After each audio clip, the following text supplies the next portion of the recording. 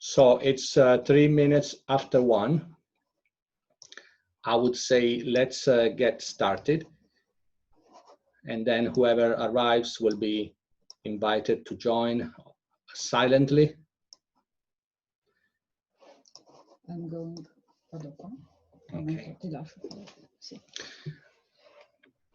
I'd like to begin by looking at what is the story so far. So what have we talked about in the last couple of weeks? We all have something in common. We have perceived that there is something unreal, something difficult to explain in our lives. As Einstein said, Albert Einstein, the world is an illusion, but we must admit it's pretty persistent. That is an interesting observation. Also, it's clear to us that the strange, crazy behavior of the human mind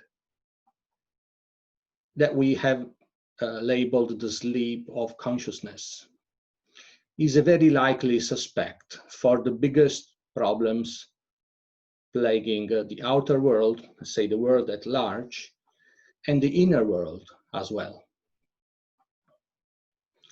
Rare moments of calm occur in this storm which is normally happening in our mind, when the craze subsides for a moment. And that happens when we enter the instant, we enter the moment. We wake up, so to speak, and raise to a higher state of consciousness. Now, this is the core of today's conversation. And it needs to be the core, in my opinion, of every teaching which wants to call itself a serious teaching. I think by now you're starting to see why I say that. Because to what part of us is the teaching directed?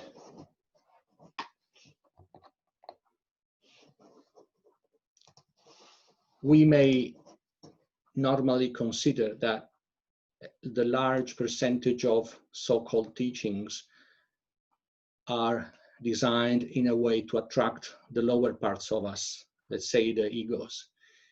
It's rare to find something which is directed to our own inner consciousness. And you have seen the reason, because the consciousness is rarely present. So it's not normally able to say, yes, I want to join. While the ego is always there. Talking about what we discovered in the last 2 weeks, something that I have defined a new human right. A completely new human right, which is that of disavowing our thoughts and feelings when we have not summoned them intentionally. In other words, to not feel guilty or responsible if a bad feeling of fear, envy, pride, or whatever happens to be despicable inside of us comes to the fore and tries to hijack our thoughts and feelings. We have the right to say internally, no, this is not me. This is not to say we are not responsible, because by the same proportion in which we are present, we become responsible of our actions. This is to say that this state of waking sleep, the autopilot in which we spend most of our time,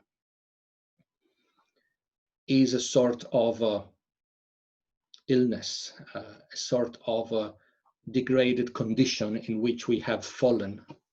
It's not our real nature. And we have the right to recover from that and to gain anew our real nature, which is never plagued by bad thoughts, by bad feelings, and is a unity with whatever is the highest being you can conceive, whether we call it God or the source. Voglio metterti sullo schermo grande. So let me now move on to what we want to face today. I would ask you kindly to turn off your microphone so Zoom will work better.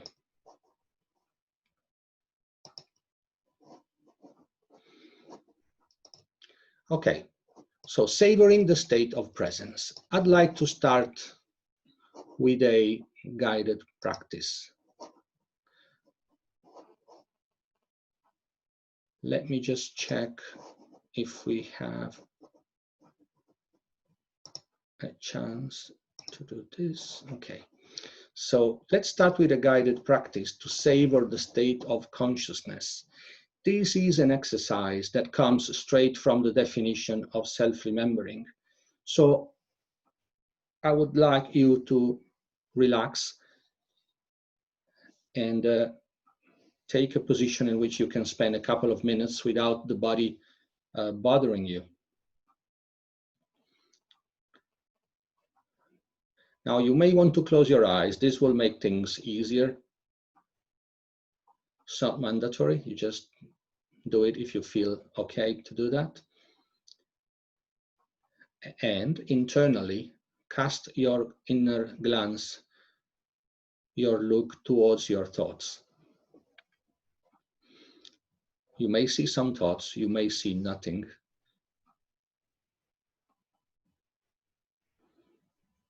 Yet something is there anyway. That is the observer.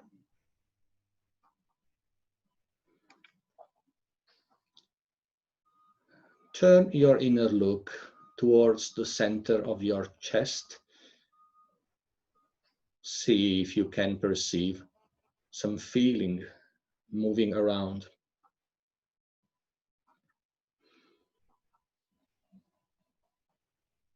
Again, the feeling may or may not be visible, but the observer is there.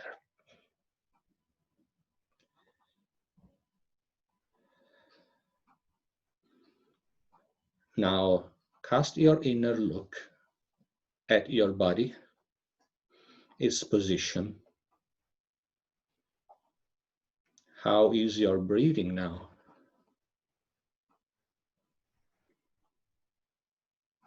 Can you still feel that the observer is there?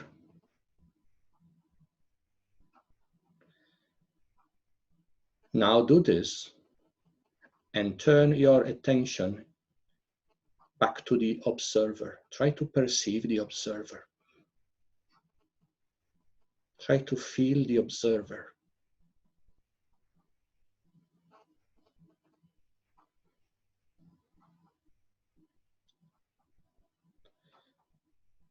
When you do so, you enjoy a special state of presence. Because the observer is your window towards your divine part, as your windows towards the source. And when you make it come alive, you are unusually present. Now, this feeling is what I call self-remembering.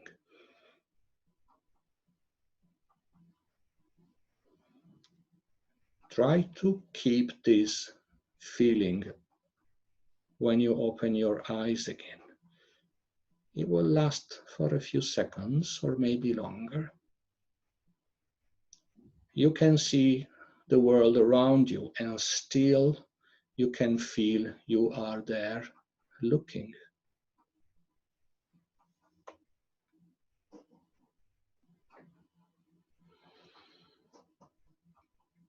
So now you have tasted what I mean when I say presence and self-remembering.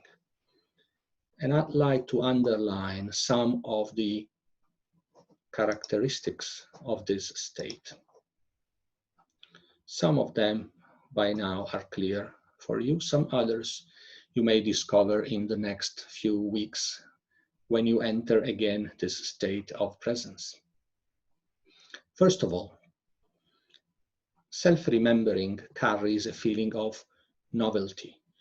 You may be looking at something you have seen already 100 times, and yet you are watching that with new eyes.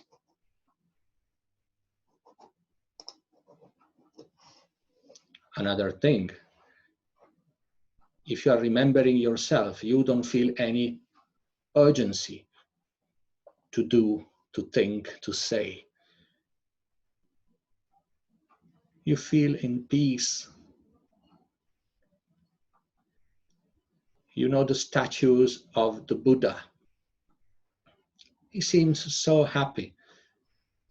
He has this little grin, just a little smile to say, I'm happy, but I can't tell you exactly why, because you have to discover it yourself. Well, he is in peace. So peace is one of the consequences of being present. Another important feature of this is ideas and feelings which emerge out of the depths of our psyche. They cannot take you over. You are strongly guarding your inner world when you are present. You're like a warrior ready to repel any attack with hardly an effort, because you are very strong on your foundations. If you are present, you can listen with attention. You are not thinking about what you would like to say next to respond to what you're listening to. You're open. You are taking in whatever is available with an open attitude. One more thing is time doesn't rush. Time ticks regularly when you are present. You do not discover that you have spent 2 hours doing something and the clock hands have been flying. No, everything is paced and regular. Because, of course, for every second you are there to witness what is happening. Going to the metaphor of the house whose owner was never there, he was living in the basement. Well, when you become present, the owner of the house has come up. He is at the center of the house, and if the phone rings or somebody knocks at the door, he is there to reply or to open the door. It's not the servants who are in charge. It's the master again. For how long? Good question. Not because I've asked it, but because you will find out that it is a very important thing to discover. And there's a feeling of continuity in our life. There's a sense that with this foundation onto which we are solidly standing, we can build a purpose for ourselves. Something that will take shape with the set of all the things we do and think while being present. This is sometimes called a magnetic center in the terms of the school of the fourth way. Anyway, this is the core of what you really are, and you are bringing into this reality from the unmanifested world, which is, let's say, a bit higher. Last but not least, possibly the most important effect of being present is it's easier to see the so-called other as connected to us. We are no longer stranger to everybody else, it's easy to grasp that we are facing other essences that are looking at us, and they have the same right to exist and to express themselves as we do. In other words, being present, since it brings us closer to reality, brings us closer to, guess what? Unity. Feeling one with everyone else, with every other creature. Many profound teachings tell us that we are all one, but to savor that takes some effort. We normally forget that as soon as we close the book. And yet, if we do a deep meditation, or if we are present to ourselves, then it's easier to perceive this unity. And of course, this puts us a step closer to understanding what love is. Normally, it's easy for us to feel love for those parts of us which we feel connected, like to love our own body is relatively easy. To love somebody who is very close to us, like our wife or our children, that's relatively easy. But once the illusion of separation makes us see somebody who is on the other side of the world or just walking by, it's easy to forget that we are actually one. And what is it that stands in the middle? It's our egos, of course. It's our prejudices. It's our ideas that this person might be a danger for me, or this person last week told me something which maybe made me feel bad, or that this person looks in a way that I don't like. So all of these things which come up in my mind, if I'm not present, they can take me over for a moment, and they create more distance. Of course, if I am there, if I am present, if I'm feeling myself, feeling the observer, then there isn't space for the ego to come up and create more separation. Believe me, there is enough separation already. You don't want to create more. We want to eliminate that. We want to feel closer to everybody. So this is a fundamental step on the quest towards going back to the divine consciousness. Ancient teachings suggest that we will eventually return to the single consciousness from which we have come out as little sparks. But there's two different ways to go back. One is to go back like the little spark that came out. You just go back the same way. The other one is you have developed into something new. Let's say that the seed that God has planted has sprouted and has generated a tree, and maybe has given fruit for others to eat. These are powerful metaphors we find in sacred scripts. Now, how do we want to go back to unity? Like a little ant or like a real man, a real woman? The difference is pretty big, as you can intuit. And it's good to be able to feel that rather than think about that. By now, you see that thinking is a relatively meaningless thing to do in most cases. It is useful sometimes. It is a danger many other times, but feeling is a lot more developed and safer when it comes to higher things.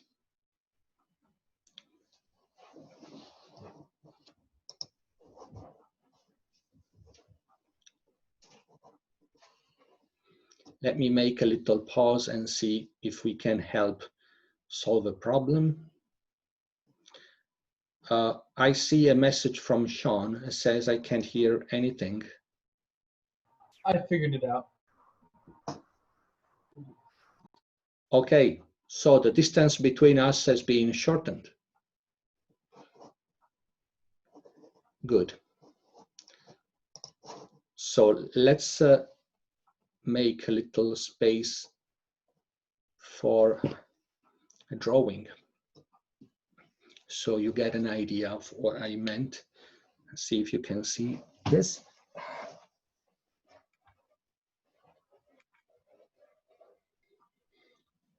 Chiedi se vedono.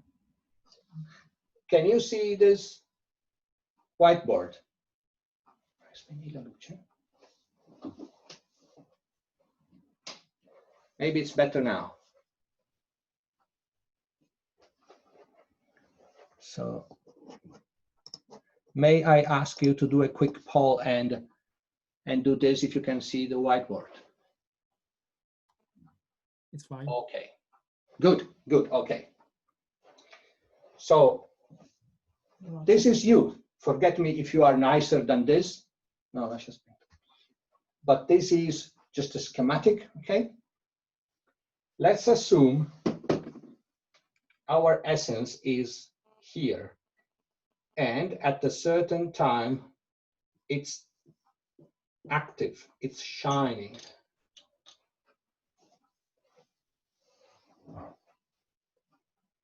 This is where the observer sits within your head.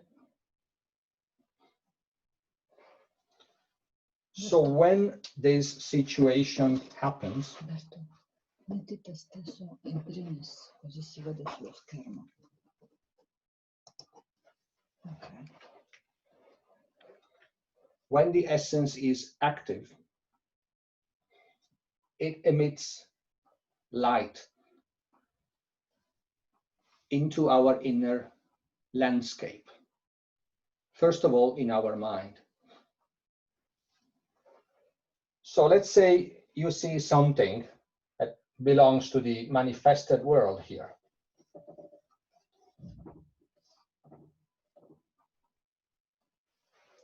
There's a tree.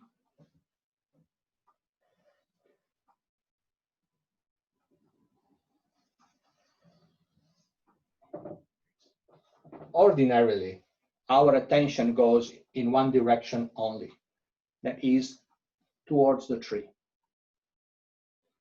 It's easy to fall into identification, which means we lose the feeling of ourselves and we somehow get absorbed by the image of the tree. It's not because the tree is doing something to us. It's us, okay? So we have lost our presence and all we are is the view of a tree. Now, if at that time you wake up, you also gain a second arrow here that points inwards. What is the meaning of that second arrow? That's when, while I'm seeing something which is outside, or maybe also inside, maybe a thought, I also perceive the observer in action. So this is a graphical illustration of self-remembering.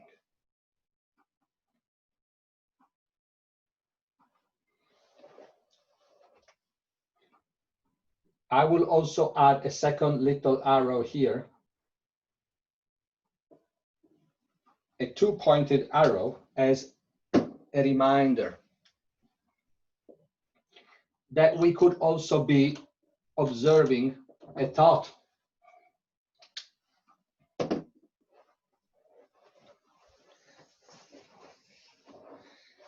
By the way, the difference and the distinction between inner world and outer world is rather questionable. I've read an interesting book where it is explained that the distinction between what is inside and what is outside is artificial, but this is quite an interesting subject by itself. So for now, let's continue to consider that there is something we call the outer world, okay? But you have the right to doubt it. Well, like for anything, actually. I would also say it's more than a right. You have the duty to question and doubt things, even those that we consider the most sacred and sure, because some of them have made their way into our mind frame through programming, but it's difficult to see what our programming is.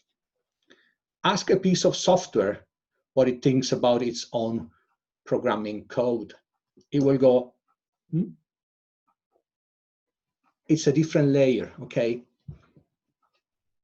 A piece of software can only execute the code, cannot reflect and think about it.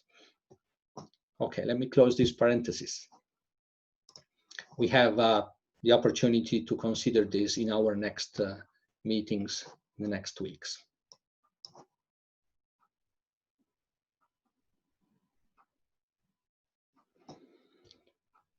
What is another change that happens when you are present is, who is looking the world through your eyes? Have you ever asked yourself, who's using my eyes to look at the world? There may be different, let's say, observers behind. Of course, when you are present, it is your essence that uses your eyes. When you are not, it's one of your egos. Can you tell by meeting someone face to face whether this person is identified or is present? There are some extreme cases where this is very clear. When somebody is lost in its daydreaming and has a sort of a glazed look. There are also nuances of that, different degrees of identification. But it is fair to say that our eyes are somehow the mirror of our soul. Let me make a pause. I see a hand up, so I would invite Eduardo to speak up if you have a question. Thank you. I want to know if there is a difference, if any, between being present and meditation or mindfulness. I don't know if there's a difference or an explanation. I mean, I don't know if it's correct, the question. Thank you, Eduardo. This is an important question because sooner or later, everybody would be asking that. So the difference is there, and it's pretty important.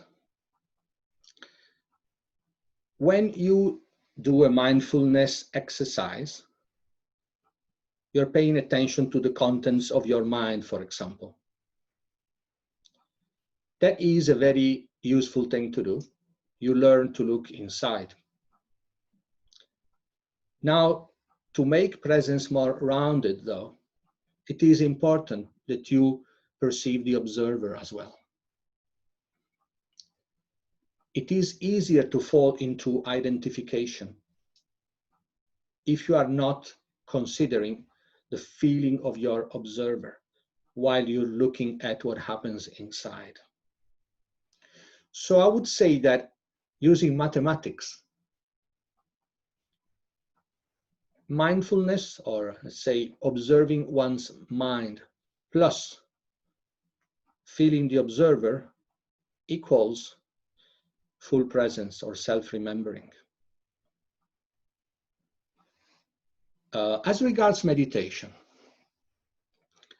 since there are many different ways to do what is called meditation, let's clarify what we're talking about.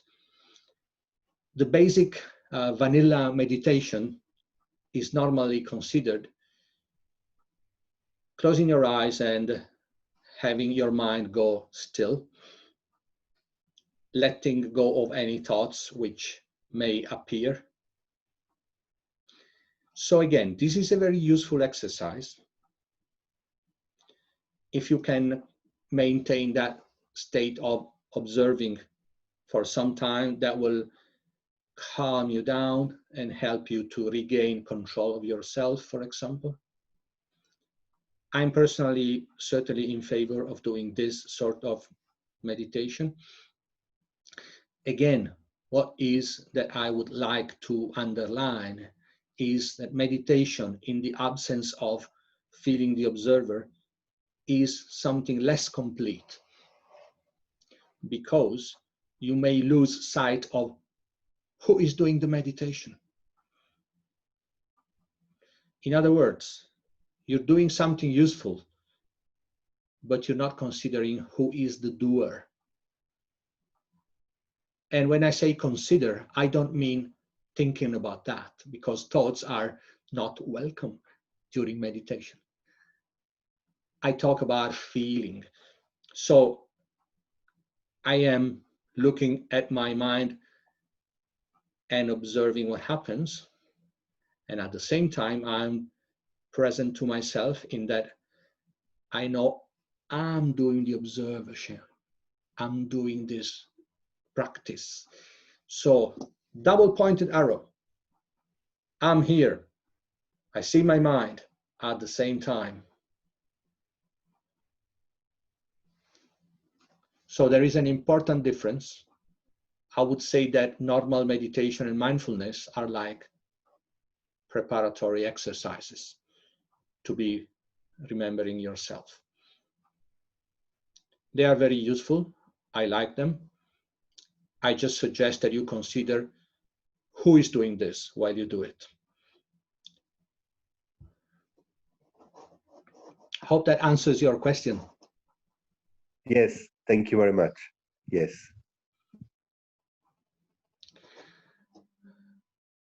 So going back to our thread, when essence is asleep, we as beings do not exist. Now, this is quite a strong statement. I'd like to explain this a little further. Existere in Latin means to stand outside. Outside of what, you might ask? Well, let's say that according to this theory or frame of mind, we are currently moving in a manifested world. But our inner parts come from something different, something which is not manifested, but which is the root, the blueprint of what is manifested. Things are in that unmanifested world. When they become manifested, they stand outside as well, and they exist. So do not be outraged if I say, when I'm not present, I do not exist. I still am,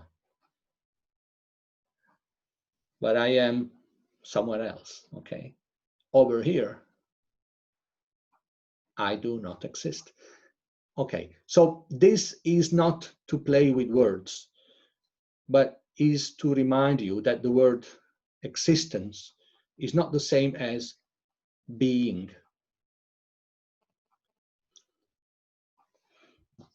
And if you look at some sacred scriptures, you will discover that it's used more often, or maybe always, the word I am when God speaks, rather than I exist. He would be really diminishing himself if he said, I just exist. You know, it's like a lower level, where he also exists when he wants, I guess, or she wants. Some suspect that God is actually a lady. Might be actually beyond the ideas of opposite sexes. I'm just kidding. So whatever we do when we are in waking sleep, that is when we do not exist, has pretty limited value. For example, somebody dedicates his life or a long amount of his time to help sick people in a hospital as a volunteer. But he is doing that because he had a sense of guilt and he wanted to make up for that somehow. And he thought that when people are grateful for what he does, he feels that sense of guilt. Down underneath, he doesn't really appreciate the people he's helping, because every time he sees them, they subtly remind him that he's not doing this for real. It's an artificial contraption he has put together to feel his sense of inadequacy, of guilt. So there is nothing wrong with helping sick people. It's a wonderful thing, of course. The problem is when we do something and we don't really know why we are doing that. And that is the ordinary situation of waking sleep. If we sum this to the fact that we spend the biggest amount of time in this condition of waking sleep, then the obvious result is most of the things we have done, we didn't really know why. And this is a reasonable explanation for moments when we say, how could I do that? Why have I done that? Why did I say that thing? Why did I choose this job? Why did I choose that partner? It's pretty obvious once you consider that you may be in two completely different situations psychologically, but they are both called with your name, and people will hold you responsible anyway, whether you were present, whether you were not. So if one of your egos commits a crime, all of you will go to prison. You can say, honorable judge, I'm sorry, but it was one of my egos, it was not me. It's difficult to get out of jail with this motivation, because your egos might come to the fore and act again, could say agnostic judge, or a more simple judge would say, take him away. They are not so subtle maybe, but he must do that. He must protect other people from our ego.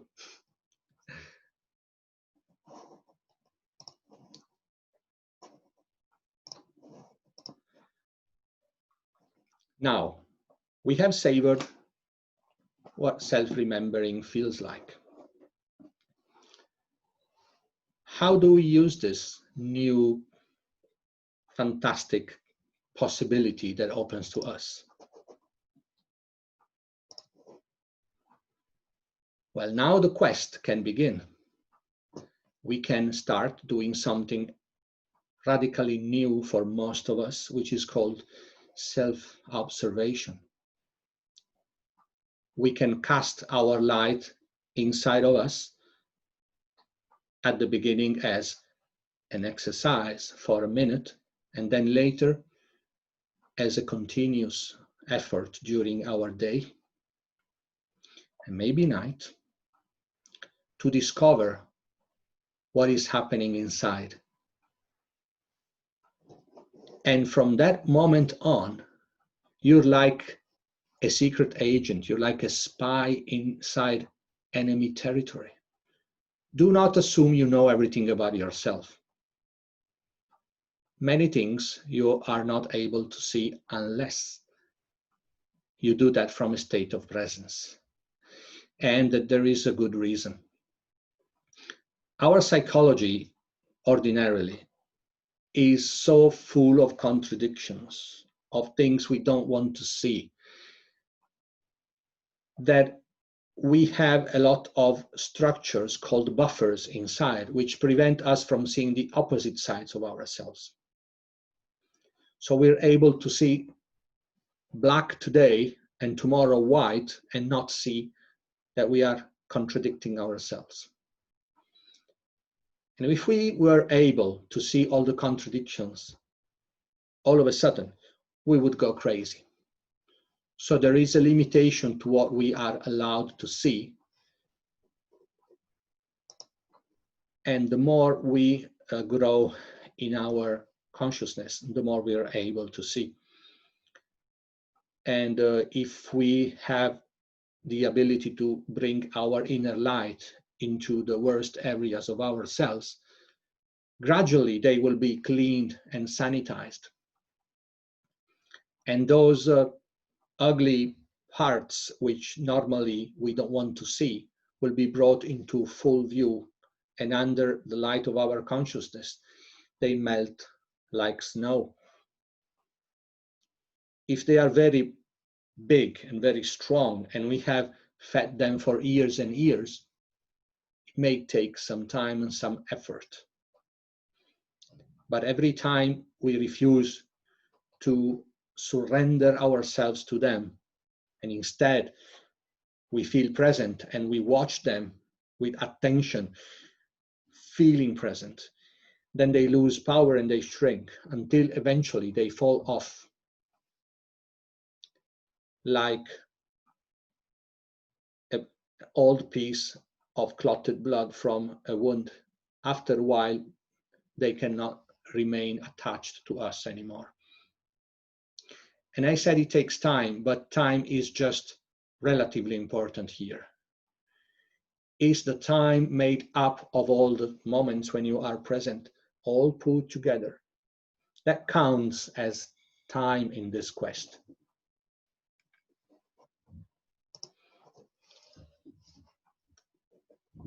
Other moments when we are not present will not bring any progress in that quest.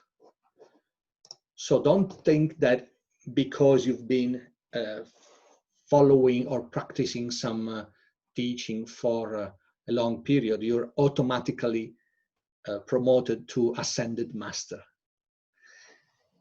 You should just count the seconds or minutes when you were present. And you put them all together in 50 years, they make up 5 hours and a half. Well, hopefully a lot more. What I mean is, what matters here is not efforts, it's conscious efforts.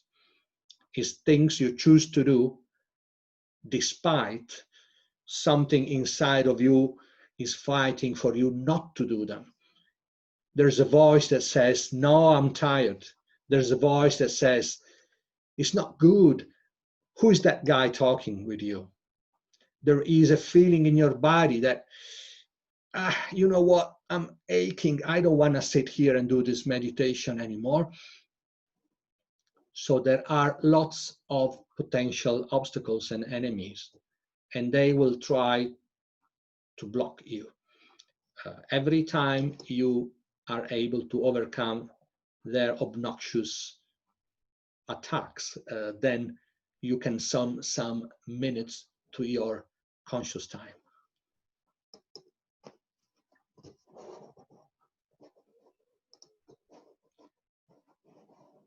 Just a look if there's any hands up.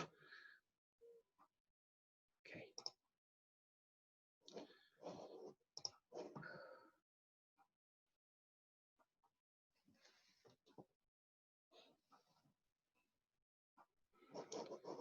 There is a way to talk about self-observation, which can be pretty dangerous for our progress.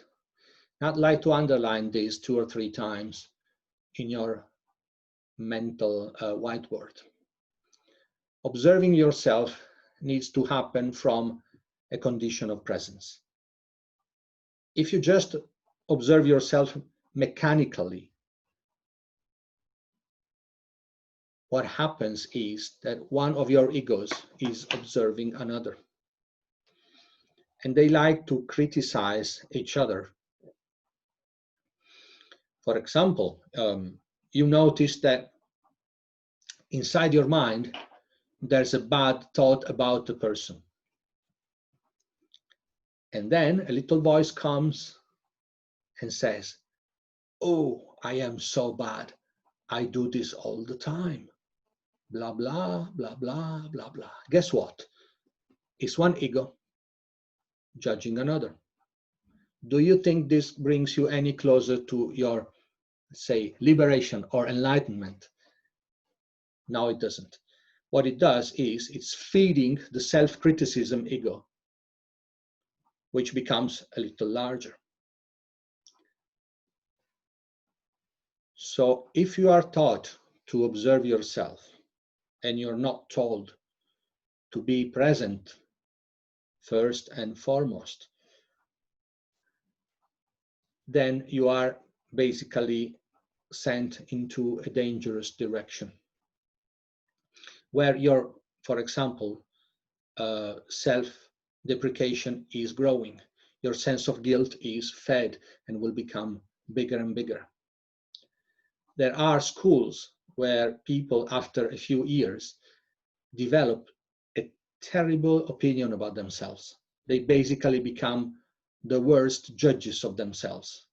And they don't miss a chance to say that and to tell you how much they despise themselves. When something comes out often from a person and becomes a sort of a main theme for this person, we are seeing the main trait of this psychology. What I mean is, we all, based on, let's say, our nature and influences, we all have a main psychological defect, which is somehow the biggest of our foes, the biggest dragon to face in order to find the treasure, which is our freedom. Normally, if you wonder what that is, just listen to a person if this person is left free to talk about herself or himself.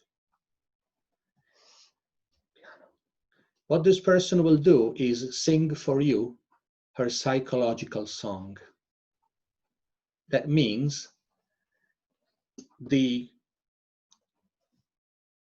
condensed expression of all his egos in a single speech. So we all know people who have that old story that I always tell about themselves. Like, "Oh, I was treated so badly," or "Life has been very unfair to me," or "I hate that type of thing."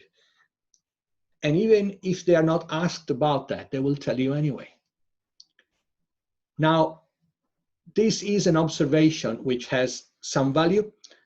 More important is, what do we say to people when we are not asked? What is our expression that comes out even if we are not invited to say that? That will probably express very well, and in a condensed version, your main trait. I'm using this term because you might find that reading books about the fourth way teaching, this is a common term. So you can translate that into the main obstacle which stands between my current situation and my psychological freedom. Dobbiamo far felici le nostre cellule. When we look inside and we cast our light onto our inner universe, we should remember that just as we see the sun illuminating all of the solar system, in a smaller scale, our essence is the sun of our little cosmos. So the more often we shine our light into every single cell and organ of our bodies, the more we bring opportunities for those cells to feel nourished, to feel happy, to receive something which goes beyond ordinary food. All of a sudden, they receive something higher, which is light, which is impressions. If you send love to your body and to your cells, you will feel that the body is so happy. It will immediately return love to you, and you will feel its joy. I would suggest that next time you relax or do a meditation, you concentrate on your body, or maybe on some parts of your body, and you send love. You may also express that in words. For example, say one of your legs is a bit aching because you've done something, and you've used it a lot. So you can talk to your leg internally and say, I can feel you. I hear you. I love you. Try and see what happens, what your legs tell you. Of course, the language is not English. It will talk to you in its own way. But if you listen, you just promised you would, so you have to listen, then it will certainly be a clear message. I see a question here. Can you share an example of getting rid of the so-called buffers in your personal experience? So buffers carry out this important task of preventing us from seeing the contradictory sides of our psychology. And we are not supposed to remove them suddenly. That is not advisable, and as far as I know, there isn't a method to do that directly. But even if I had a method, I wouldn't advise you to use it. And the reason is, they are there to save our sanity as long as they are necessary. So if I tend to be, for example, very generous to people when somebody is watching, and very greedy when nobody is watching, when I do one of these two things, I don't remember I'm doing the other. And when I do the other, I don't remember doing the first. And if somebody tells me, oh, Alberto, you know what? You are this and that, then I would come up with an immense bout of pride or anger. And I would say, oh, you don't know what you're talking about. Or the ego would step to the fore and try to defend this contradiction because I cannot admit it. Now, with gradual self-observation, I might arrive at a new balance where I stop being generous for being seen as generous, and I become happy of myself even if I don't have people seeing me doing good things, because I am content of seeing myself. That's enough. So, for example, I understand that I need people to consider me highly because I have a very poor esteem of myself. On the other hand, I might discover that if I'm very greedy when nobody is watching, maybe that's because I am afraid of losing material properties, because again, maybe I feel very unsafe and unsure about myself. I depend on my possessions because I don't have a real feeling of what I am. So since my being has not manifested itself well enough, I create my identity based on physical possessions. So I have substituted the being with the having. So these are two big problems. and there's a buffer in the middle, because if I saw one problem, the other problem, and then the contradiction, they would have to put me in a madhouse immediately. So in a nutshell, I would say that these buffers will stop acting and will stop being necessary as a result of your inner work. They will naturally disappear when their function is no longer necessary.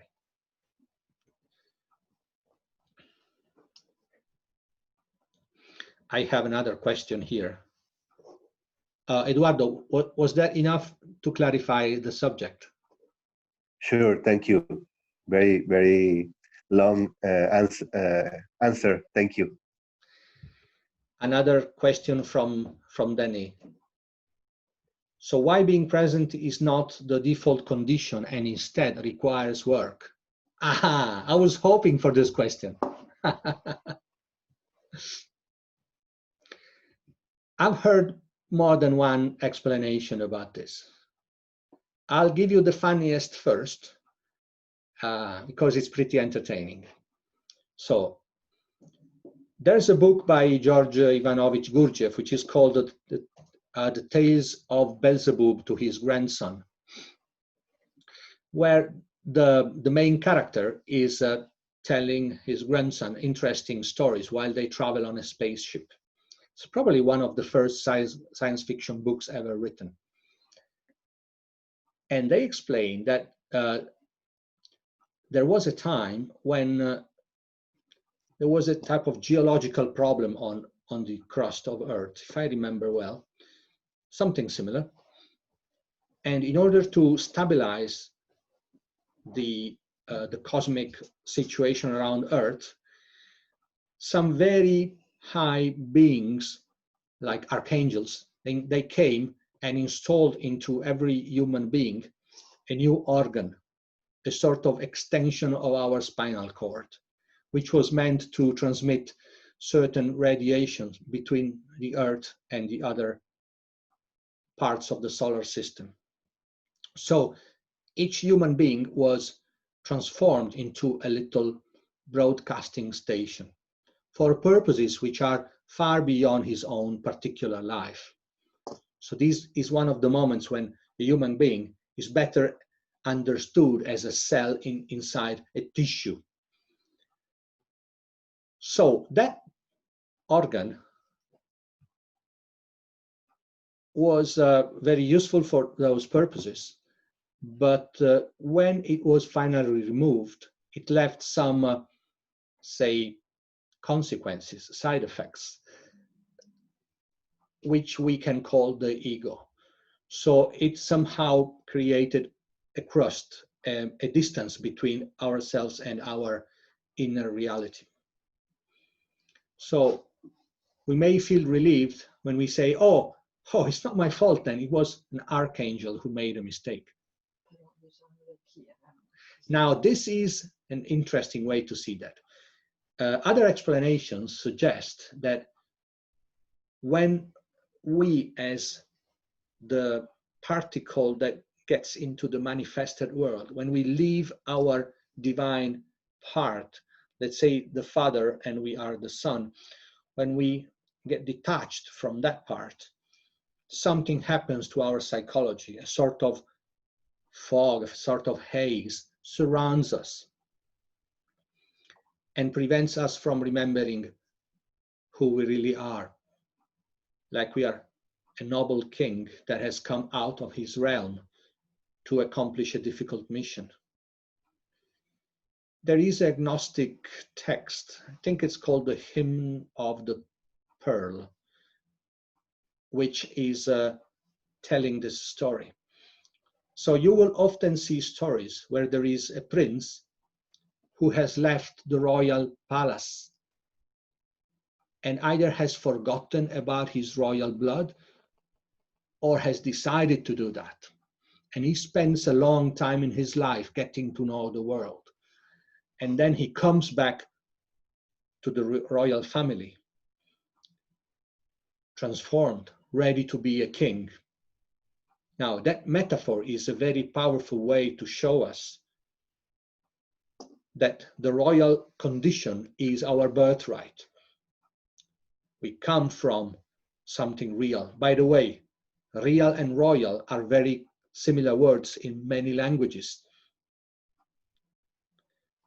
So that we are entitled to being kings of our own realm. But we have to undergo a sort of mission of knowledge and understanding in the lower parts of the realm, because we have decided to do so, because we thought it would be a more complete experience, and we can rule our kingdom a lot better if we first spend some time in the lowest part of the kingdom, because we are the ruler of all of that. Then, of course, we are welcome to improve it and making flourish our kingdom.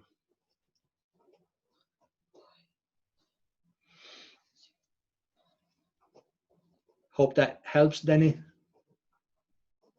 Thanks, Alberto. Yes, thank you. There's one more question from Andrea. Could the self-observation be driven by my ego? It certainly could, and it will do so every time you observe yourself while you were not present. So there is a way to tell if your current effort of self-observation is driven by the ego. And the litmus test, the verification is, have I started to have an inner conversation about what's happening in my mind? Say I have observed something. Have I started talking about that in my mind? That is the sure sign that the ego is handling that.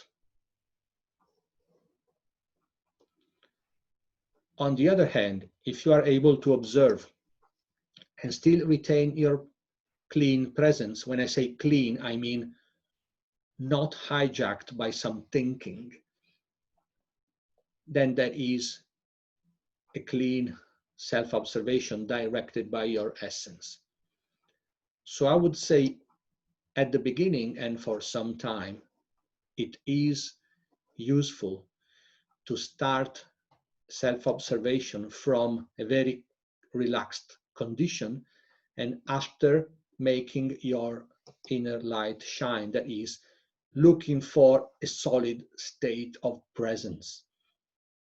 At the beginning, our muscle of self-observation is not very developed, so we may go through the exercise, that is, start looking inside, start feeling the observer.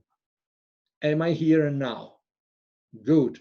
Now I will spend some time looking at what's inside, feeling the observer as well.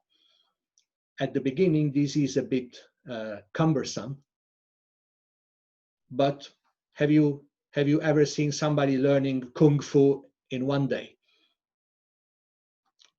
Takes a bit of effort, and become free of our long standing prison in our mind is not easier than Kung Fu, believe me. So, or Jiu-Jitsu, whatever martial art you prefer. Often there is a metaphor for which the warrior that seeks freedom and to free his kingdom needs to fight a lot. Take that as a metaphor, like in the Mahabharata. So it's not necessary to cut hundreds of heads and kill lots of soldiers from the opposite side. Take that as a metaphor of fighting our egos. They are a multitude, they are a legion. So you will see them under many guises with different appearance inside yourself. They will try to pretend they are saints. They will make you think that you don't need any effort because you are already perfect and wonderful. These type of deceptions are typical of the ego. First of all, they try to repel any teaching that wants to remove them. Secondly, they try to make you think bad things about that. And then they will try to make you feel that you're tired, that it's not right, that maybe the other one was better. So if you look at that, this is a very, very fitting description of what they call the devil. The devil is there to tempt you, to lead you into the wrong path, to get you further from the divine part of you. But don't consider that as something outside of you. Consider that as your inner opponent, or if you want to see that in a more positive light, your inner trainer, always ready to challenge you, always full of ideas to hijack your efforts and take you down to the road which gets you even further from your freedom.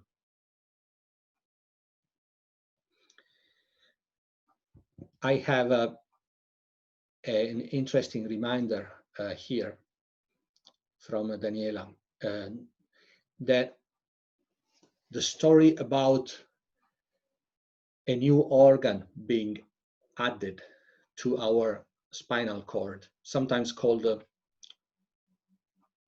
Kundalini, that story may be a metaphor of something which is added to our DNA. When they say a tail was added to a human being, a tail may also be a new piece of DNA attached to our ordinary DNA. There are interesting theories about manipulation of our genetics, which happened in the ancient past by creatures that had some agenda in mind for mankind.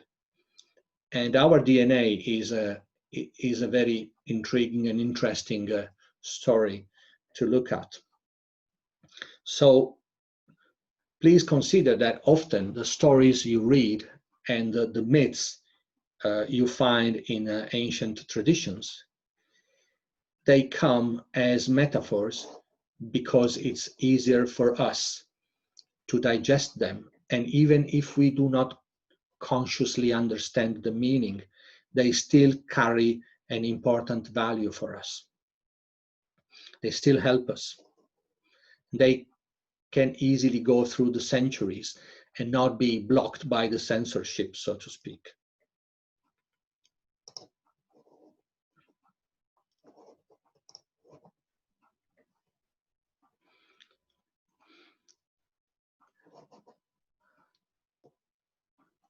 This is, yes, I see Carl has a question. Please, Carl, go ahead.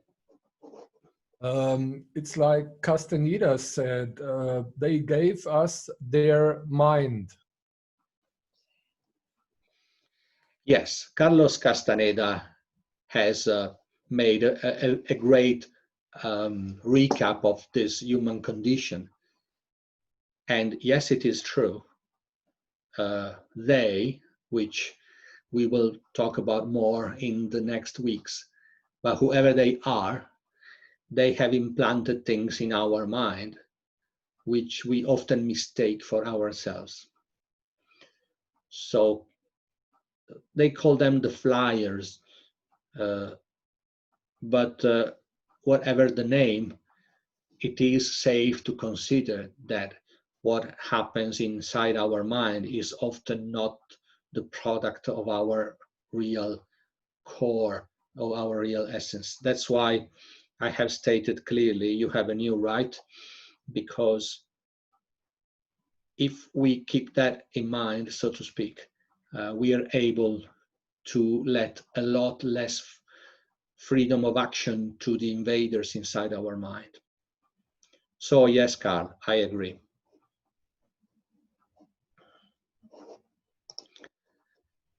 How do we enter the presence of ourselves? Is it just a godsend, some divine intervention, or we may do something to help bring it about? Your presence is a bit like waking up in the morning and going to bed at night. You always realize when you wake up in the morning, don't you? But you never realize when you fall asleep at night. How is that? Well, with presence, that's a bit of the same thing. So if we make an effort to be awake because we go through the steps of the exercise, or somebody tells us about presence that normally has an effect, we wake up at least briefly. But then at some point we decay and we fall back into a lower state of consciousness. We don't notice that. But a few hours later, when we hopefully wake up again, we go, oh, I had awakened for a moment at 3 o'clock and now it's 8 p.m. And then an ego comes and says, oh, I'm so bad at this. You see how the ego works. What is the right thing to do then? Take advantage of that moment of presence. Enjoy it by feeling a solid foundation of I am here. Do not worry about thoughts coming up because it will not last long at the beginning. So make good use of that. Maybe do a bit of observation of what's happening. Maybe have a look at your body. Are you breathing okay? Or you have a shallow breathing? Then again, you may fall back into waking sleep. Do not worry. This is the condition in which we are currently. But the fact that you have expressed an interest in these teachings means you're on the way to become free from this. So do not worry if the results at the beginning are very limited. This is absolutely natural. And don't let the ego take advantage of your initial difficulties, because that's what it likes the most, to criticize you, to make you feel bad. Well, it's afraid to die, because the ego has a start and has an end, while our real nature is immortal.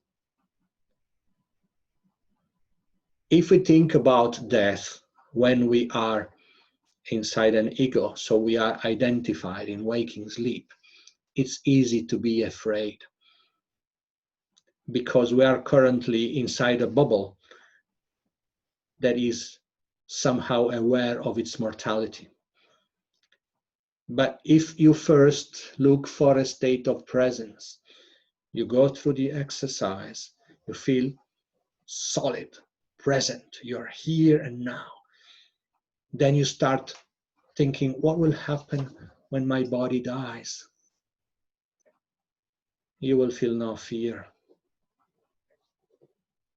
This is something that will make you feel a lot better.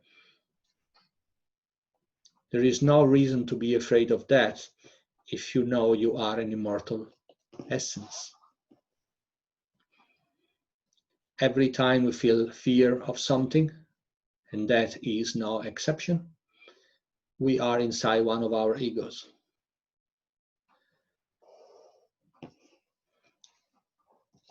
I have a question here. Are the flyers what others call the Wetiko virus? I have no idea. Sorry, I haven't heard this term, so I will have to search and investigate that. Well, I think, I don't know, can you hear me? Yes, go ahead, Johan. Yes, I think what Judy talks about is related to the book of Levi. He wrote several books about, one of them is Dispelling the Wetiko. And Wetiko comes from the word from American Indians, Wendigo. And that's actually a sort of cannibal. So they ate the people they were targeting. So I think that Wetiko, and that's what I just wrote, Wetico or mind virus is created by the flyers. If I'm sure you'll talk later about the Archons. The Archons would be the creators of the mind virus, but they are not the mind virus. They just need the mind virus, and they planted in us, so the flyers gave it to us in order to feed on us. But you'll get to that later. But the origin of the term Wetico comes from, I forget his first name. I know it's Levi. Is it Peter? No, it's Awaken in the Dream is his website. It's pretty good. He's a journalist and really, really worthwhile. He's agnostic, and he has had quite an experience with it. So I would say Paul Levi, that's it. Yes, that's it. It's yeah, thank you. he wrote a couple good books. Thank you very much, Johan and Judith. You will see that every ancient tradition about becoming free will contain one version of this. They may go under different names, but we as humanity are in a similar situation wherever you go. So we will talk about that in more extensive fashion next week. But yes, so I'm pretty sure that we're talking about the same thing. I was oh, sorry, I have one very good suggestion here. That was about fear, so, but in a funny way.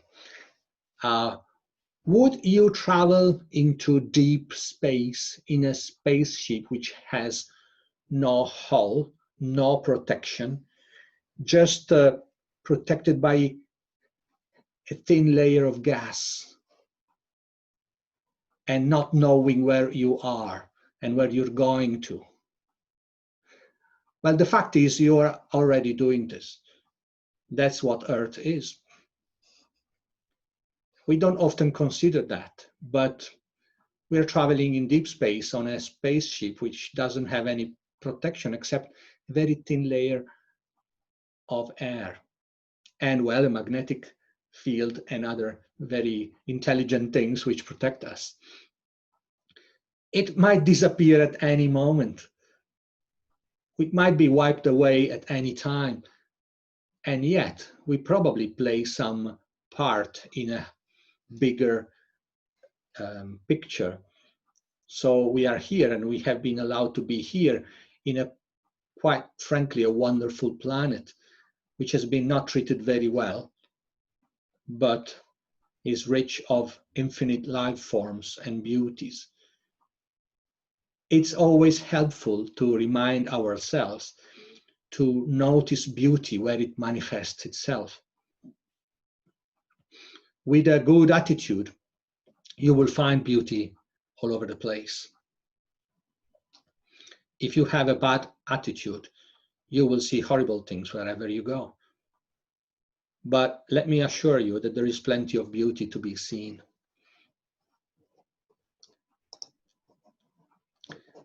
We were touching upon this topic that is entering the state of presence. So we said it may happen in different ways. There are some things I call natural awakeners, which may be different from person to person. For example, I tend to have a moment of presence when I see the sunlight shining into my eyes.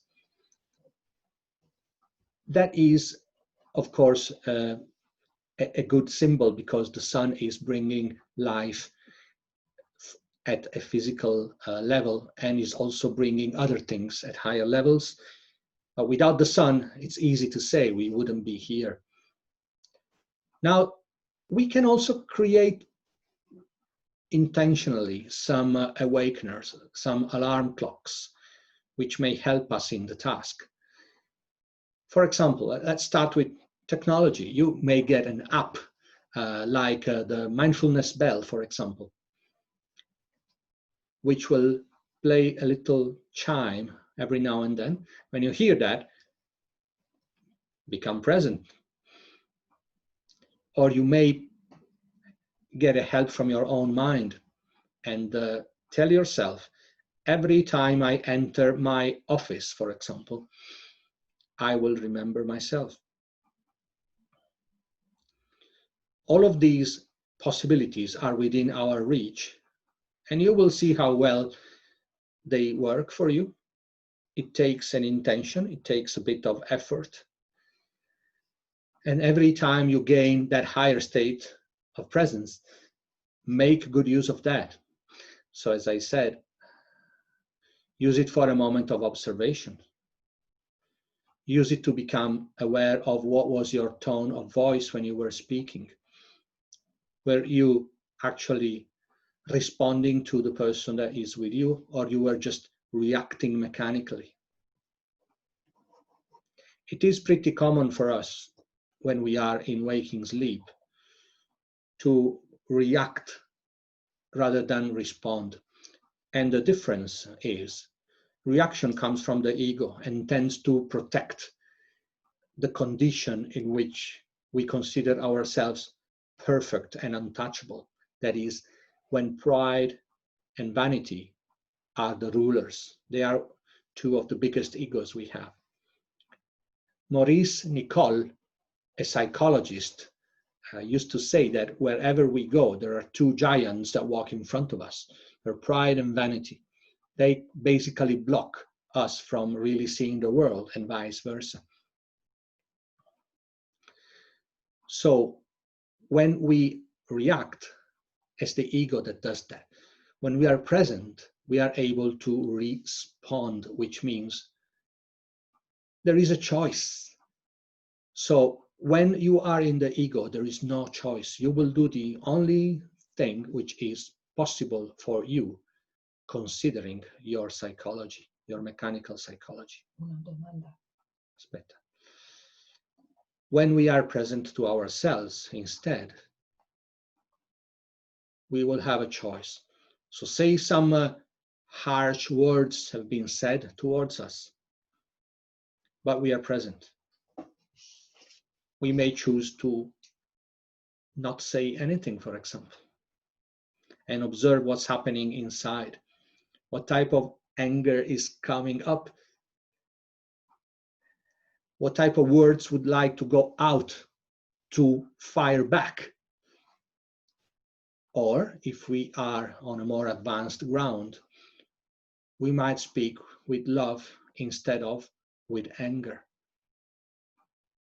We might disengage from the argument and say something like, well, you know what, I think we need to talk about this later when we feel less tense. It's a huge difference. That may literally change your life, and that comes from the ground of presence. I have a question here from very close. Quando riceviamo degli attacchi energetici o collegati ad altre dimensioni o qua, essere presenti ci aiuta anche a scegliere la difesa migliore.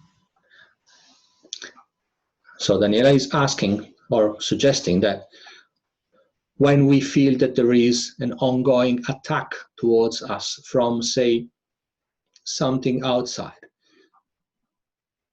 suppose you have Entità. reason to think that there is an entity that is messing with you. If you are identified, you will mechanically do whatever it is that you normally do, and that may cause you more trouble. For example, you talk internally about how unlucky you are, or you drink alcohol, or anything that is a damage for yourself. On the other hand, if you are present, you have the freedom to choose a line of defense, which will not be according to the ego's suggestions, but will be with a view to an improvement of the situation. You may Vengono delle idee brillanti. have new ideas. You may have an inspiration, an intuition.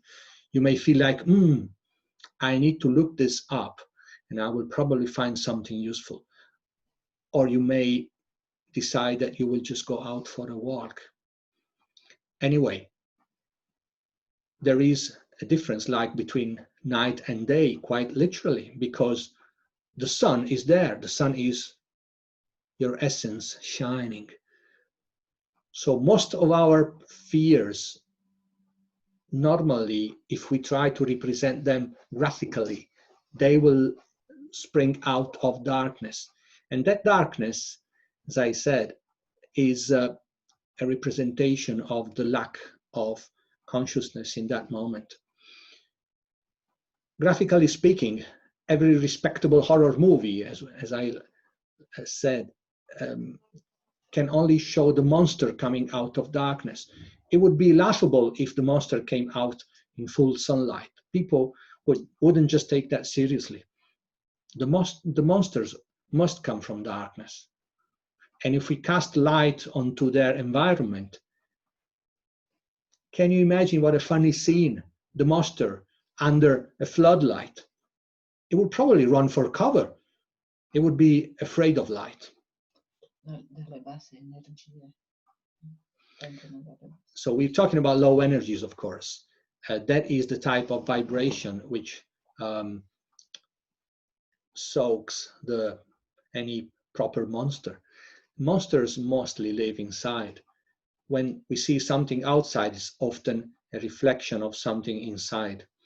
So consider that there is a good connection, a causal connection between what happens outside and what we feel inside. You are the master of that, or better said, you have the potential to be so.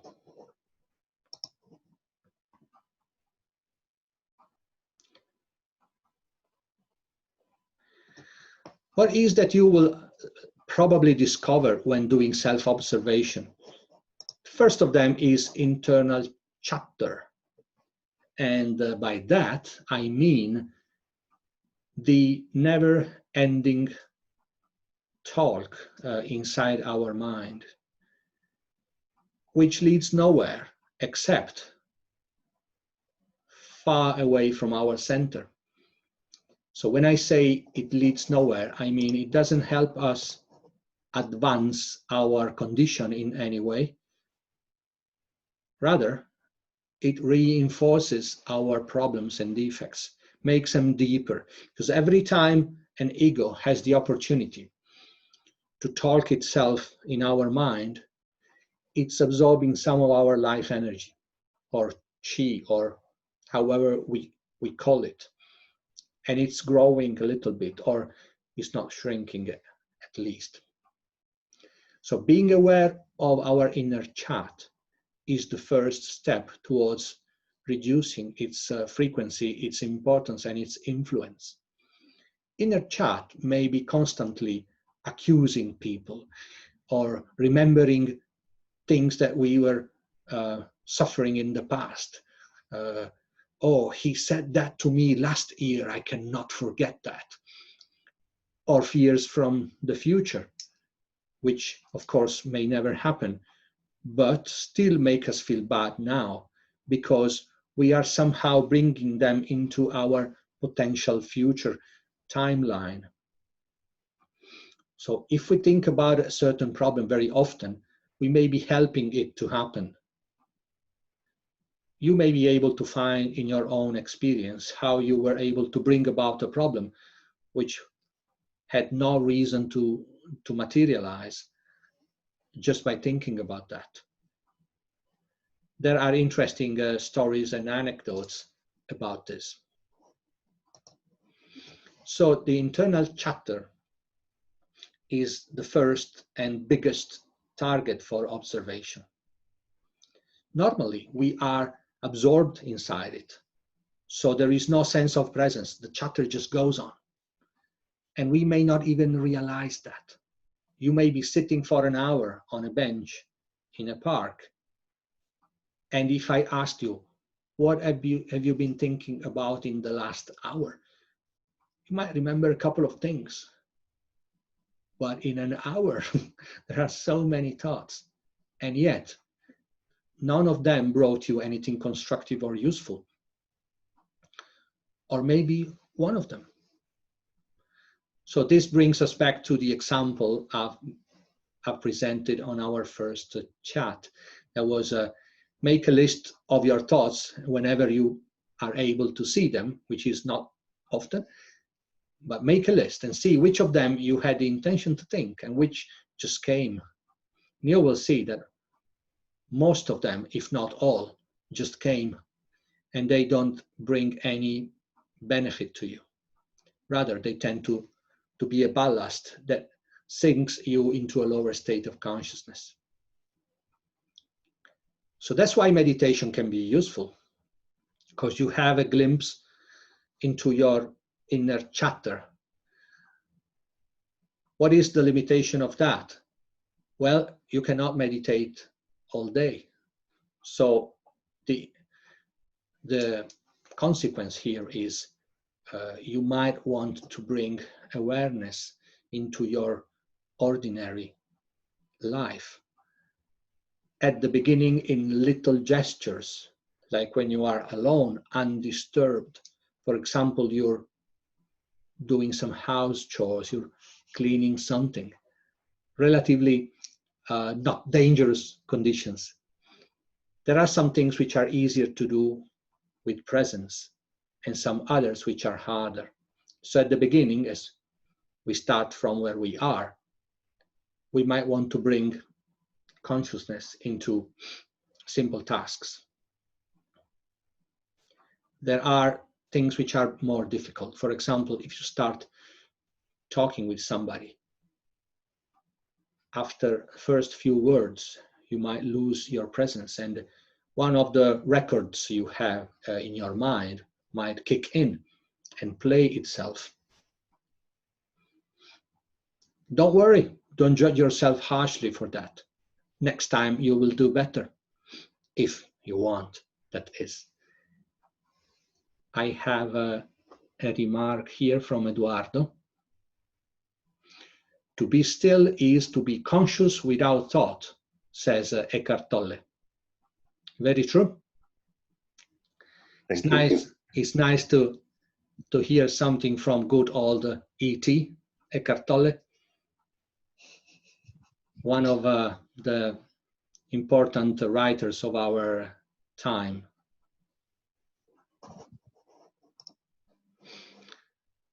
Well, I think I've gone a bit longer than was the original intention, but as you see, this is quite a meaty subject.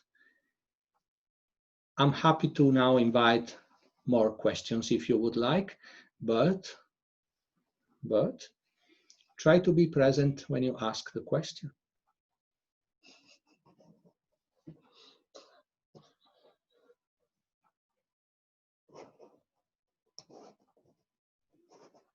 Yes, I see, Dennis. So unmute yourself, be present, and talk away. I wanted to ask you what you think about considering the expansion of the comfort zone as fighting darkness, because sometimes I know I want to do something that would be good for me, for my real being, but I'm afraid. And I'm afraid because I'm listening to voices, you are not enough, or you are not prepared, and so on. And so I consider expanding the comfort zone and not listening to these voices as casting lights in my life. So I want to know what do you think about that? If it can be considered like fighting darkness, as you said before. Yeah, thank you, Danny. I do. In fact, when you have an intention to do something which will bring you towards your freedom, one of the first and most common things which come up to block you is some fear. And you will notice that these fears take the shape of words or feelings. So these are the two common ways in which the ego can express itself. The first thing you can do is observe these thought or feeling with all your presence. Let it move and take its shape inside of you, and see what it can do against you being present. You will see it can do very little. And after a while, when you express the same intention again, you will see it's a lot weaker, or it's gone away altogether. Or if you have cleaned away all the ego part of that, there may be something real for you to consider. So instead of a fear is common sense that really fits into the situation. Let me give you an example. You want to set up a protest to tell something to the government, but a fear comes and you say, oh, the police will come and get me, I will spend my life in prison, something like that. Then you observe this, and little by little it fades away, and you have a realization, say, oh, maybe I should look at what the law says about manifesting. Maybe I should be mindful of what the rules are. Maybe there are things I can do in a democracy and things that I am not supposed to do.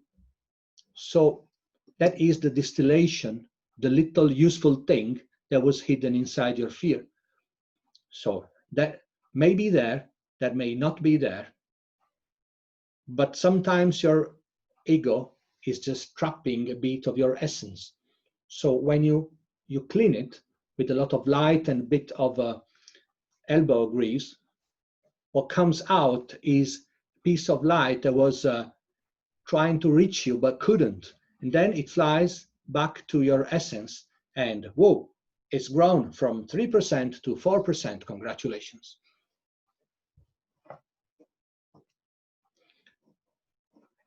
Yeah, Carl, I have seen you, but I have one more question here from Andrea.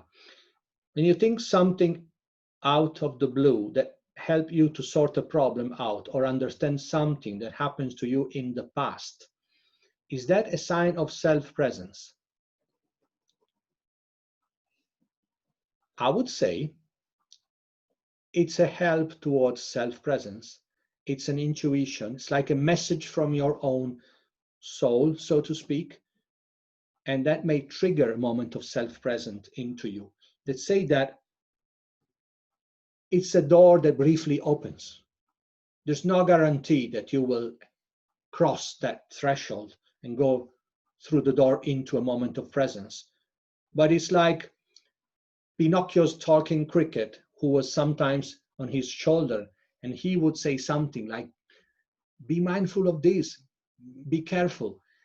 So there are two things you can do. You can go like this and you've lost your opportunity, or you may listen and go, yes. So I would say, make good use of these intuitions, turn them into a moment of presence. Don't take it for granted. If you are in a condition which you don't know really if it's a state of presence or not, it's not. It's that easy. When you're present, you feel that without uncertainty. You are there. There's no questions. When you are in the middle, maybe you're struggling towards presence. So fight on. I had Carl who had a question, maybe. Fear seems to be a big issue.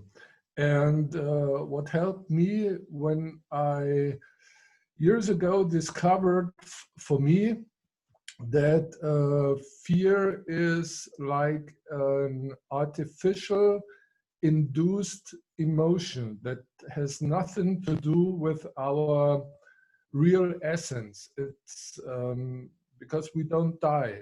Yeah, why should we fear something? And when you realize that, or when I realized that, that makes life so much easier. But you have to consider fear something outside of you, not something that comes within. Everybody thinks that fear is a normal part of ourself, but it isn't. That's my opinion. Thank you very much, Carl. I completely agree and subscribe to your point of view. The more you establish your presence, and the more it's easy to see that fear is something and you are something else. So you see that there is a distance, there is a distinction. So fear may come, may go, but it's not you. And you can make this feeling of, let's say, reclaiming your freedom from fear stronger and more solid. And of course, it grows as you grow in your presence, because the more you are there and the less it can stick to you. Fear, like many other egos, can stick more easily when we have a weak spot in our psychology. It's like a fortress. Where do you think the fortress will be attacked by the enemy? Where there is a hole, where there is a weak spot. What plant will be attacked by parasites? The sick one, the one which is weaker. There is a similar concept on the beautiful website of Tom of Montague. He calls this thing realm dynamics. And in a nutshell, he is reminding us that the areas of our being which are underdeveloped somehow attract an external problem or an external trainer to help us develop by the fight must ensue. So a fight must happen, and the presence of this, let's say, invader or enemy will force us to go step out and defend our fortress. So fear is one of them, no questions. Or better said, great question. Thank you, Carl. I have one more question from Dundaya. How to distinguish between the voice of the I am self versus the ego self? Okay, so I would like to add something which is really important to distinguish. The ego tends to speak in words, one after the other. It's like a little string of characters passing through your head. When the self speaks, it has a very more authoritative voice that comes instantly, like, boom, I know. So it has a different flavor and a different authority. It is pretty rare to hear a voice inside your mind. And Carl Gustav Jung, a great psychologist from past century, said, if you do, then it's probably your real self speaking to you. But that is a voice with a sound, and you can tell it's something absolutely extraordinary. More ordinarily, when the ego speaks, it has the character of a series of words which somehow happen to be in your head. It doesn't have the immediate unity and beautiful authority of the self expressing itself. It's a matter of tasting that and noticing the difference, but this may be a guide to help you distinguish. A little PS here, most of the times it's the ego, okay? At least at the beginning. Se diamo ascolto alla coscienza, ha molta potenza, spazza via l'ego perché è molto luminosa e forte. Yes, so Daniela is reminding me, this is important. The more our consciousness develops and starts to shine brightly, and the less there is an opportunity for enemies to come and attack us.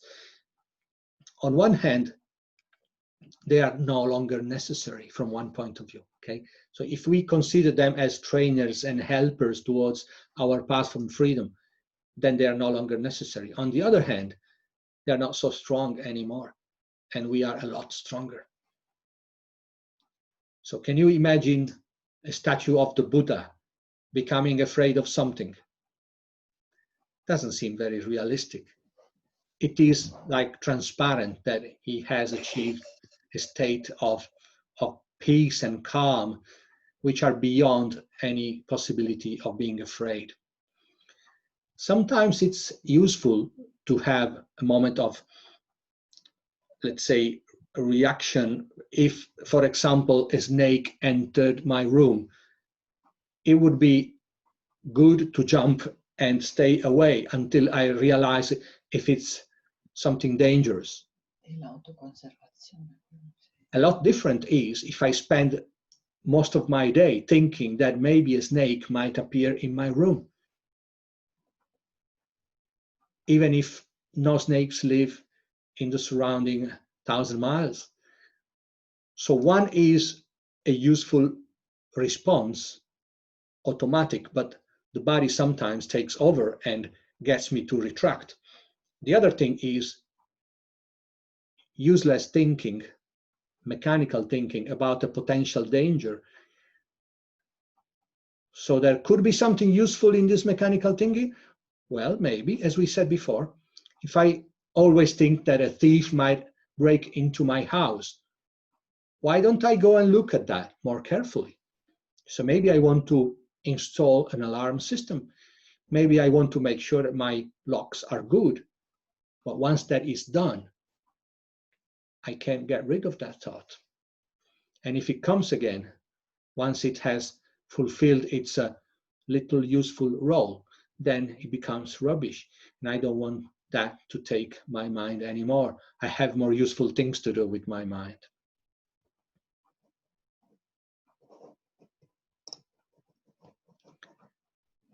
Are there any more questions around? There is one from Denny.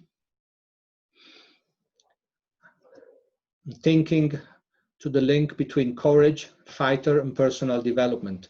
Maybe courage is one of the most important ingredients to growth. What are your thoughts? The metaphor of fighting in movies about self-development is ever present.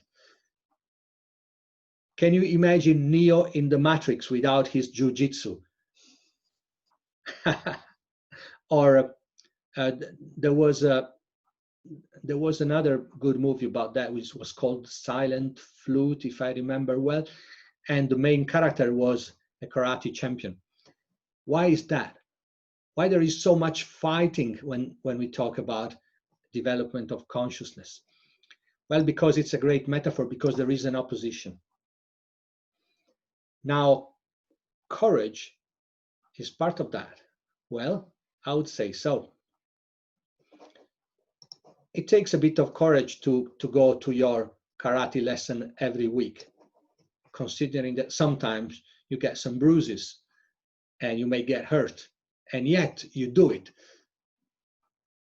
That is certainly something that may help you shape your character and your psychology, because other times the difficulty will be less visible, and yet you may choose to face it despite knowing that you may get a bit hurt. You may need to intentionally suffer along this path. Intentional suffering doesn't mean you like to feel pain. That means you know that a certain amount of suffering is necessary to extract some deeply rooted parasite which has been living inside of you for a long time. Like removing a bad tooth or something similar. But that type of suffering is temporary and is for a good purpose, and will get you a lot more than you put into it. So it's a great thing to do. And if you trained yourself in things like courage, for example. You may choose to do it, despite you know that painful things may happen, but it's for a good purpose, and you know that the final result is so much more important and relevant than that little suffering, that you want to do that anyway. Le persone che sono adotte, gli succedono delle cose, e il coraggio succede perché c'è un coraggio, ma gli succedono lo stesso. There is a reminder from Eduardo. There was a movie, well, a series on TV called Kung Fu with David Carradine. He was a noble fighter. So sometimes those who choose this path, they are called warriors or warrior monks. The idea of a warrior monk is pretty fitting, because this person puts together the metaphysical drive and the ability to fight in a single shell, like 2 for the price of 1. That is a very, very good way to put these together, because if in our ordinary life we are always weak and we never take the necessary steps to achieve what we need, the same thing will happen in the path towards inner freedom. Don't think that you can take a person who is normally lazy and fearful and a procrastinator, then this person can undertake a path towards inner freedom without problems. You will carry the same difficulties and issues that you have in ordinary life into your path to inner freedom. Be assured, you can't become a hero overnight. That would be like dreaming about that. We are all good at dreaming, but that's not something which brings us any closer to freedom. Non so come dire una così. Le persone che sono molte persone adotte, che gli succedono un sacco di cose, ma loro sono dei guerrieri, ma quando c'è la tecnologia di mezzo. Yeah, I would like to add that although we normally create what happens outside by certain feelings that we have, they radiate like a radio station. Yet we are not alone in this universe, and there are other beings who might choose to do something towards us which may be troubled. They may create difficulty for us. You may have heard about abductions or other situations like that.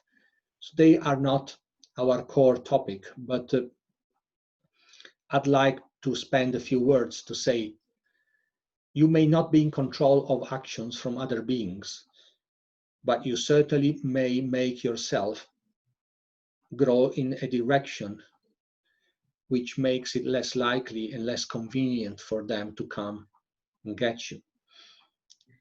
It's like when they interview a burglar and they say, how do you choose what house you go to? They will say, oh, they choose themselves. They leave the door unlocked, they leave a window open. So there is something that is within our possibility to do. That's as far as we are expected to act. And then be courageous, because we don't know exactly what's going to happen tomorrow. And it's important to maintain a positive attitude so we can make good use of difficult situations. We have a saying in Italy that says, far buon viso a cattivo gioco. That means you've got terrible cards in your hand, but you smile and you play on. Others may have worse cards anyway. There's a question here from Andrea. When we are looking for a solution in our self-talking, without finding a solution, a sense about the facts, is it still the ego that is working in our mind? Yes. A very convoluted stream of thinking, which leads us nowhere, is typically the ego that is expressing itself. Avevi risposto a questo, mi sa. So try, for example, as an experiment, to break that thinking sometime and to clean your mind from everything. And intentionally, from a state of presence, ask your inner self a question and see what happens. What will enter your stage in your mind? What happens there? Because normally the stream of thinking is not something that you had decided to have. It just came about. The good thing is you're noticing that, so now you can do something. One thing is observe it intensely. One other thing is move it out and see what happens. Another thing is clearing the stage and asking a question internally, and then staring attentively at this empty stage and see what happens. The ego is very shy when you are shining your light. Something higher may come about. I hope that helps. We seem to be enjoying this session, so more questions? We're done. For those of you who don't have the video on, remember I can see your hands.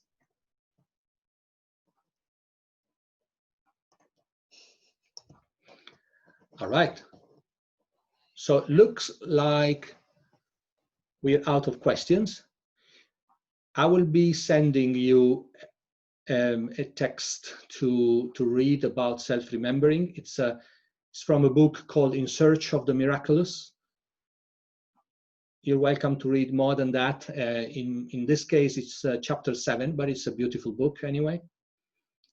Feel free to write during the week if you need some clarification, and feel free and also a bit encouraged to practice your presence and observe yourself from a ground of I am here now. Other type of observation, not very useful, may actually be damaging your self-esteem. So thank you very much for being with us today. I'd like to also thank Daniela for her constant technical and moral and psychological support. And I'll see you next week, hopefully. Thank you, Alberto. Gracias. Thank you. Thank you, Daniel. Adios. Yeah, Thank you all. Thank you. Grazie. Bye. Have a great week. Bye. You too. Thank you. Grazie. Have a good week, everyone. Bye-bye. Ciao ragazzi. Ciao. Bye. Ciao, ciao. Gracias. Ciao. Hasta pronto.